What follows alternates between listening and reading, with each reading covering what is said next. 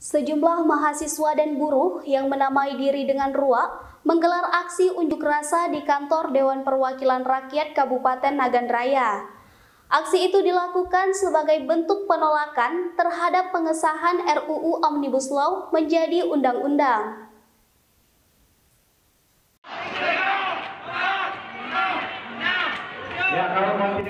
Dalam aksinya yang digelar pada Kamis 8 Oktober 2020, sejumlah mahasiswa mengaku kecewa dengan pengesahan UU Omnibus Law.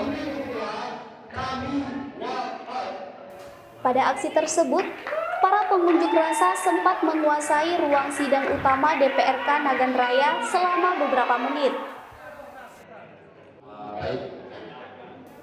Pantauan seramoaceh.com, seluruh kursi pimpinan dewan, mulai kursi ketua dan wakil ketua DPRK, serta kursi anggota dewan diduduki pengunjuk rasa.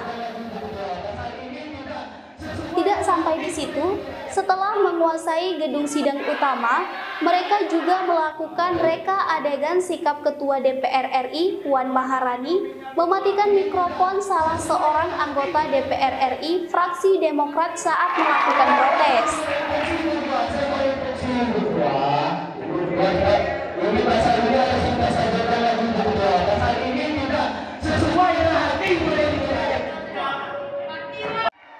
Reka adegan itu dilakukan semirip mungkin, di mana seorang mahasiswi duduk di meja ketua DPRK yang menggambarkan posisi Puan Maharani.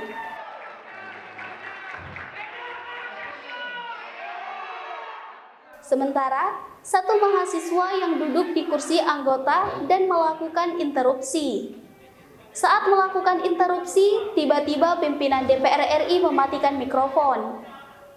Para pengunjuk rasa sendiri membubarkan diri setelah menyampaikan aspirasi terhadap penolakan Undang-Undang Omnibus Law.